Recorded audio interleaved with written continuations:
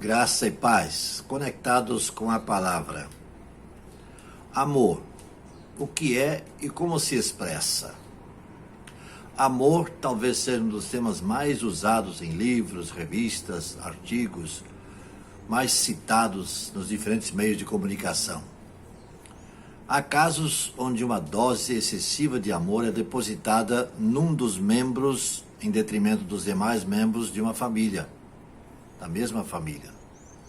Temos na Bíblia um relato que dá conta da situação de algo nesse sentido. É o caso de Jacó, patriarca do Antigo Testamento, que nos mostra como não devemos proceder em relação aos familiares. O texto se encontra no livro de Gênesis, capítulo 37, versículos 3 e 4, que diz assim: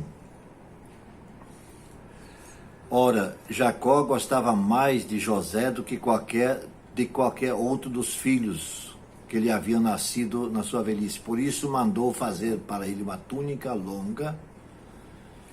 Quando seus irmãos viram que o pai gostava mais dele que qualquer outro filho, odiaram-no e não conseguiram falar com ele amigavelmente. Essa atitude de Jacó desencadeou um violento sentimento de ciúme, inveja, que resultou em atitudes drásticas. Não fora a intervenção de um dos irmãos, José teria sido morto por causa desse sentimento de ciúme e de inveja. O desenrolar da história, passando por várias cenas à frente, nós nos deparamos com um momento de grande dor, de separação. Jacó morre e é pranteado e sepultado na terra de Canaã, vez que a essas alturas José, seus irmãos e o próprio Jacó já estavam no Egito. Ele morre e então seus restos mortais são transportados para a terra de Canaã e sepultados lá no outro lado do Rio Jordão. José, que outrora fora vendido pelos irmãos, que se tornara escravo, e depois, por providência divina, se tornou alta autoridade na terra do Egito, tendo acima dele somente Faraó. Os irmãos, agora cheios de preocupação, pensam que chegou a hora e a vez de José se vingar do mal que eles, os seus irmãos, lhe fizeram, lá no passado, que está também no livro de Gênesis, capítulo 50, versículos 15 a 21, que diz assim: Vendo os irmãos de José que seu pai havia morrido, disseram: E se José tiver rancor contra nós e resolver retribuir todo o mal que lhe causamos? Então mandaram um recado a José, dizendo: Antes de morrer, o teu pai nos ordenou que disséssemos o seguinte: Peço-lhe que perdoe os erros dos pecados dos seus irmãos e o tratar com tanta maldade. Agora, pois, perdoa os pecados dos seus servos, do Deus do seu pai. Quando recebeu o recado, José chorou. Depois vieram os seus irmãos, prostraram-se diante dele e disseram: Aqui estamos, somos teus escravos. José, porém, lhe disse: Não tenham medo. Estaria eu no lugar de Deus?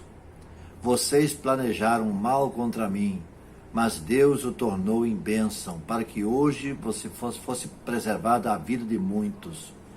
Por isso, não tenham medo.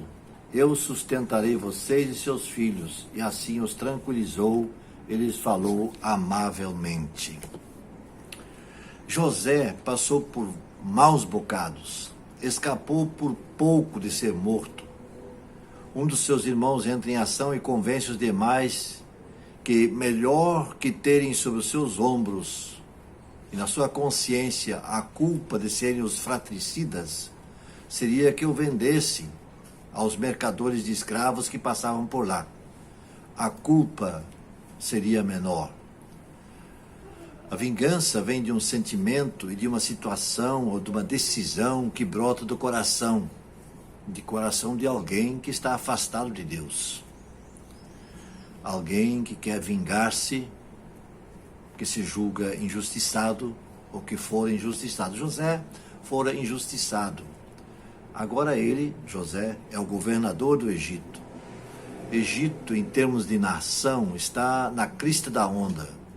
Não há nenhuma nação superior naquele momento. José é o governador dessa terra. José está aí com a faca e o queijo na mão, como se diz popularmente.